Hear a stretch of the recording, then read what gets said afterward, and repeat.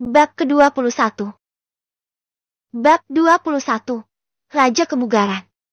Baru sekitar jam 2 pagi Venue dan yang lainnya keluar dari hotel. Sudah lewat jam 3 ketika kami kembali ke Tamsen Yipin. Saat makan, Venue mentransfer 1 juta ke Liu Tianfeng dan lainnya, yang juga merupakan bonus yang dia janjikan. Hal ini membuat Liu Tianfeng dan yang lainnya semakin menghormati Venue. Setelah tertidur lelap, Venue baru bangun sekitar jam 2 siang. Hal pertama yang Anda lakukan saat bangun adalah masuk. Ding, kamu berhasil masuk dan mendapatkan tambang emas Afrika Selatan dan tambang berlian. Venue tersenyum tipis ketika mendengar bunyi bip sistem. Benar saja, kejutan setiap hari adalah sistem check-in. Selama ada sistem, dia bisa mendapatkan segalanya. Tapi Afrika Selatan sangat jauh dari Tiongkok. Bagaimana dia bisa mengambil alih? Anda tidak bisa lari ke Afrika Selatan sekarang, bukan? Ding, tuan rumah memiliki pasukannya sendiri, dan tambang emas dan berlian memiliki personel profesional yang bertanggung jawab atas penambangan, dan hasilnya akan secara otomatis ditransfer ke rekening tuan rumah. Venue tampak terkejut. Sistemnya juga melengkapinya dengan pasukan. Bukankah ini terlalu komprehensif? Ding, tuan rumah telah masuk selama 10 hari berturut-turut, menyelesaikan persyaratan peningkatan sistem, dan sistem akan ditingkatkan. Ding, sistem telah berhasil ditingkatkan, tingkatkan hadiah, bentuk kembali tubuh. Ding, fungsi masuk sistem akan menjadi lebih kuat. Selain aset hadiah masuk, tuan rumah juga dapat memperoleh spesialisasi keterampilan. Spesialisasi keterampilan. Venue berkata dengan ragu. Spesialisasi keterampilan dapat meningkatkan kemampuan pribadi tuan rumah, seperti manajemen, keuangan, investasi, pengembangan intelektual. Mendengarkan rangkaian perkenalan yang diberikan oleh sistem, Venue merasa bersemangat. Nampaknya fungsi check-in menjadi semakin bertenaga. Dan pada saat sistem ditingkatkan, Venue merasa seolah-olah tubuhnya telah berubah. Dari luar, dia hanya sedikit lebih kuat dari sebelumnya, tetapi jika dia melepas pakaiannya, garis sempurnanya pasti akan membuat orang berteriak. Dan kekuatannya tampaknya telah meningkat pesat. Menyenandungkan sebuah lagu, Venue dengan senang hati membuka ponselnya dan mulai memainkannya. Sepertinya tidak ada yang terjadi hari ini, dan dia tidak keluar. Sebaliknya, dia memilih untuk tetap di tempat tidur dan bermain dengan ponselnya. App National Fitness juga telah diluncurkan selama 2 hari, dan saya tidak tahu bagaimana situasinya saat ini. Buka aplikasi Kebugaran Nasional, dan Anda akan melihat siaran langsung Zhuang Xiaoting di beranda. Venue mengklik dan melihat ruang siaran langsung Zhuang Xiaoting, dengan puluhan ribu netizen menonton. Anchor, kenapa gerakan yang aku lakukan berbeda dengan gerakanmu? Bukankah efek penurunan berat badannya sama dengan gerakanmu? Beberapa netizen bertanya pada Zhuang Xiaoting. Kemudian hadiah muncul dan efek khusus meledak di layar ruang siaran langsung. Zhuang Xiaoting melihat hadiah itu, menemukan catatan obrolan pelanggan dan dengan sabar menjawab. Dalam 2 hari, aturan tidak tertulis muncul di National Fitness App. Itu seperti aturan tak terucapkan. Setiap orang yang bertanya tentang pertanyaan kebugaran harus membayar untuk hadiah hostnya. Jika tidak, maka hostnya tidak akan menjawab. Tentu saja, hal ini juga terjadi di ruang siaran langsung pembawa acara besar seperti Zhuang Xiaoting. Hanya ada sedikit orang di ruang siaran langsung. Bahkan jika mereka tidak membeli hadiah, pembawa acara akan membalas, karena mereka perlu mengumpulkan popularitas terlebih dahulu. Dan hanya jika popularitasnya tinggi mereka dapat memenuhi syarat untuk memilih orang untuk membeli hadiah. Setelah menontonnya sebentar, dia keluar dari platform. Kini, National Fitness App telah mencapai hasil yang sangat baik karena suntikan modalnya yang besar. Aktivitas hariannya sudah melebihi 2 juta. Di platform siaran langsung, sudah pasti tergolong kelas menengah. Tentu saja, jika National Fitness App tidak bisa membuat terobosan baru, mungkin potensinya akan berakhir di sini telah dibatasi. Berapa banyak orang di negara ini? Dengan populasi 1 miliar, tidak semua orang suka berolahraga atau punya waktu untuk berolahraga. Hanya sejumlah kecil orang yang dapat bertahan dalam kebugaran. Pasarnya terlalu sempit, tidak seperti Kuaishou dan Douyin, yang dapat dikomersialkan dan digunakan untuk menarik lalu lintas. Namun, Fan Yu tidak terburu-buru. Bagaimanapun, National Fitness hanyalah produk pengujian air pertama yang diluncurkan oleh perusahaannya. Dia memiliki banyak proyek untuk dikembangkan di masa depan, dan kemudian dia akan meningkatkan aplikasi National Fitness. Setiap perusahaan teknologi jaringan perlu memiliki produk yang dapat diuji pada tahap awal untuk membangun popularitas. Bagaimanapun, sangat sedikit yang dapat dipromosikan menjadi perusahaan unicorn hanya dengan satu produk seperti Douyin. Satu-satunya keuntungannya sekarang adalah sumber daya keuangannya yang kuat, yang tidak dapat ditandingi oleh perusahaan rintisan lainnya. Bahkan beberapa perusahaan terkemuka mungkin tidak dapat membandingkannya dengan dia. Belum lagi industri lain, Financial Street saja sudah beragam. Terlebih lagi, masih ada lebih dari 200 miliar simpanan di bank. Dalam kehidupan ini, Fan Yu tidak tahu bagaimana cara membelanjakan semua uangnya. Tepat ketika Fan Yu sedang memikirkan cara membelanjakan uang di masa depan, telepon berdering. Namun ketika dia melihat nama yang tertera di telepon, Fan Yu merasa bersalah untuk pertama kalinya. Sebenarnya pemilik asli tubuh ini memiliki orang tua. Namun bagaimanapun juga dia telah melakukan perjalanan melintasi waktu, dan selalu ada perasaan yang tidak berani dia hadapi. Namun ketika Fan Yu menjawab telepon, dia mengucapkan kata itu dengan wajar. Hei, Bu, ada apa? Pada saat ini, semua emosi di hati Fan Yu meredah. Mungkin itu karena emosi pemilik asli tubuh itu sangat terpengaruh sehingga dia tidak bisa menahannya. Namun, dia tidak menolak terlalu banyak. Dia mengambil keuntungan dari orang lain dan membiarkan dirinya mendapatkan sistem itu. Nah, bagaimana kabarmu tinggal di kota ajaib? Suara seorang wanita lembut terdengar, yang menyentuh hati Fan Yu. Dia adalah seorang yatim piatu di kehidupan sebelumnya. Sejak dia keluar dari panti asuhan saat dewasa, dia telah mengembara di masyarakat. Sekarang saya tiba-tiba punya orang tua. Perasaan ini sungguh mengasyikkan dan mengasyikkan. Fan Yu mengangguk. Ada apa? Nak, mendengarkan suaramu. Kenapa kamu terdengar sedikit tidak senang? Apakah ibumu meneleponmu dan membuatmu tidak bahagia? Meskipun wanita itu bertanya dengan nada bertanya, dia tetap sangat lembut. Bu, tidak. Aku hanya sedikit merindukanmu. Fan Yu mulai membodohi ibunya. Nah, katakan saja padaku jika kamu mau. Kupikir kamu menemui sesuatu yang merepotkan. Xie Wanru tersenyum. Mentalitas Fan Yu telah lama berubah. Karena dia telah melakukan perjalanan melalui waktu. Dia seharusnya menerima saja situasinya. Dia sekarang memiliki kekuatan untuk menghidupi orang tuanya. Jadi mengapa harus takut? Hei, bukankah ini mengasyikkan? Ngomong-ngomong, Bu, bukankah ibu harus berangkat kerja hari ini? Kenapa ibu punya waktu untuk menelepon saya? Fan Yu bertanya dengan sikap yang sederhana. Akhir bab. Terima kasih kepada para pembaca yang terhormat. Untuk tetap mengikuti cerita terjemahan ini, mohon maaf jika dalam translate-nya terdapat kekeliruan sehingga terbaca terlihat janggal. Mohon direkomendasikan jika para reader menyukainya. Sehat selalu, dan terus ikuti lebih lanjut ceritanya di bab-bab selanjutnya.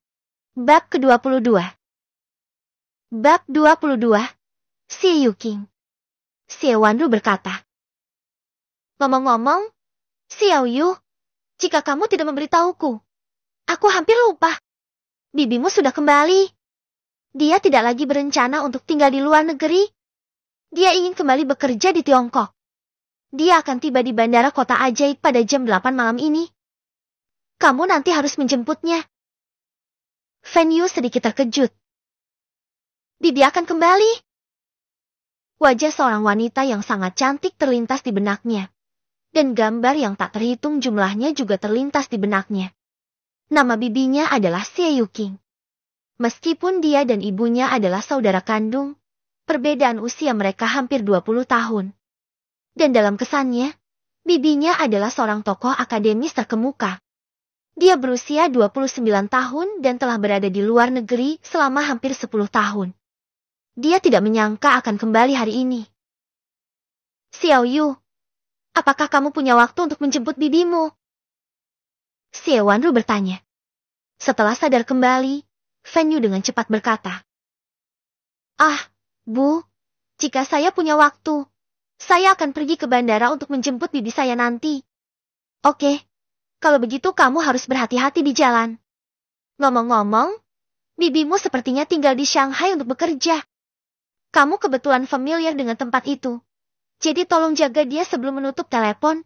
Xie Wanru tidak lupa memberinya peringatan. Fen Yu mengangguk berulang kali. Bu, jangan khawatir.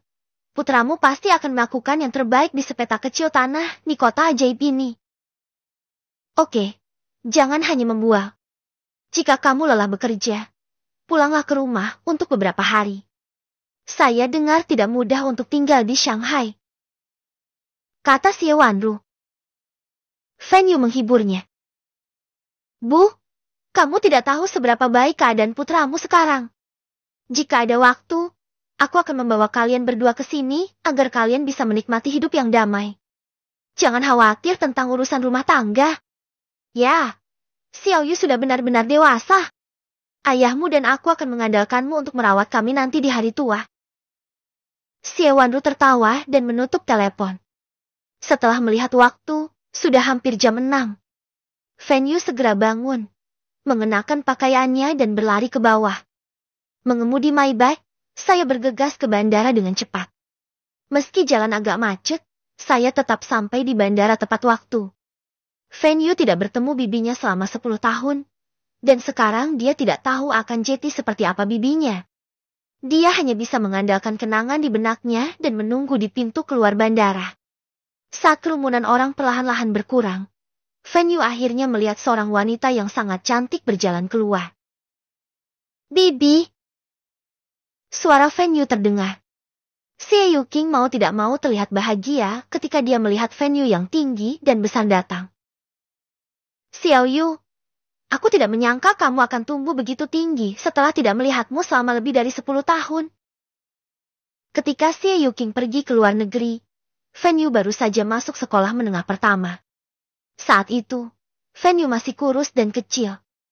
Sambil mengulurkan tangan untuk mengambil koper dari tangan Xie Yuqing, Fen Yu tersenyum dan berkata, Bibi, berapa umurku saat itu? Aku tidak tahu bagaimana orang bisa berubah. Saat dia berbicara, Fen Yu memimpin Xie Yuqing menuju tempat parkir. Xie Yuqing memang sangat cantik. Dia bisa dikatakan sebagai gadis tercantik di dunia. Dia memiliki kecantikan klasik oriental. Jika dia memasuki industri hiburan, dia akan berada di level seorang dewi. Xie Yuqing adalah seorang master akademis murni. Untuk tempat seperti industri hiburan, dia sama sekali tidak tertarik padanya. Duduh! Lampu depan mobil menyala, dan Maybach 70S yang mendominasi muncul di depan kami. Ketika Xie Yuqing melihat Maybach 70S, dia menatap Fen Yu dengan heran. Xiao Yu, apakah ini mobilmu? Fen Yu mengangguk sambil tersenyum. Tentu saja itu milikku. Jika bukan milikku, siapa lagi yang bisa melakukannya? Hanya ada 20 Maybach 70S di dunia.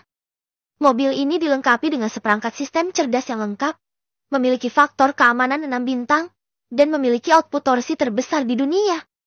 Ini adalah mobil yang dibuat khusus untuk Kaisar oleh Mercedes-Benz. Harganya 30 juta, tetapi tidak ada pasar untuk itu. Tanpa aset dan status tertentu, mustahil untuk membelinya.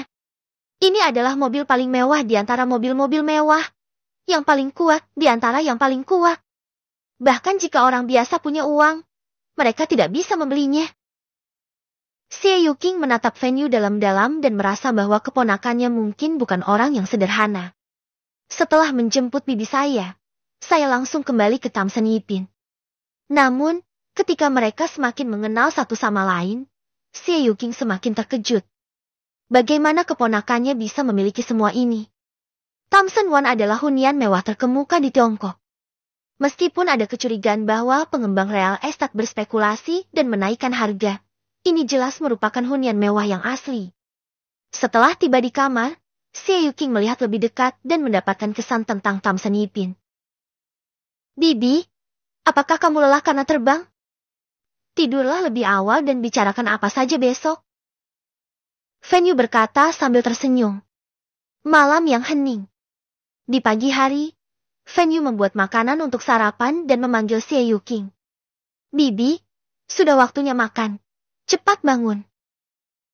Oke. Fen Yu tahu bahwa bibinya terlalu lelah karena penerbangan lintas batas dan jet lag. Jadi dia tidak bangun pagi. Duduk di meja, makan roti dan minum susu, Xie Yuqing bertanya. Xiao Yu, apa yang kamu lakukan sekarang?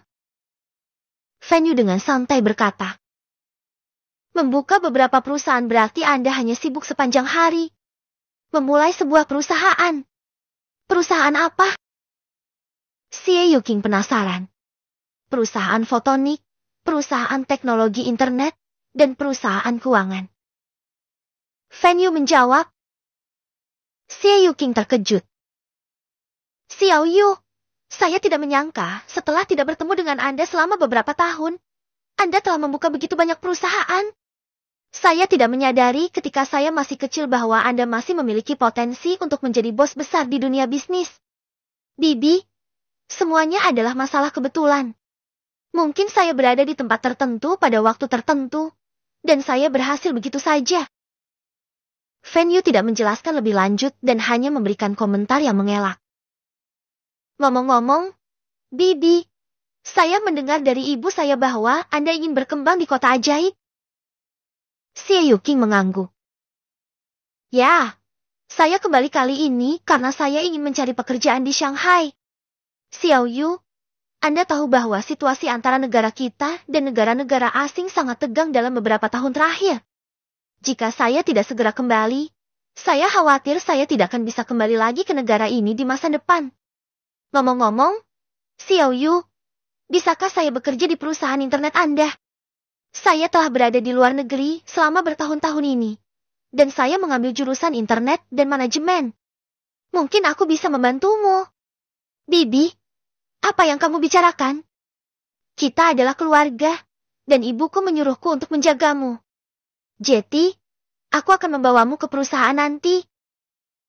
Keduanya mengobrol tentang masalah keluarga untuk sementara waktu, lalu berpakaian dan bergegas ke perusahaan.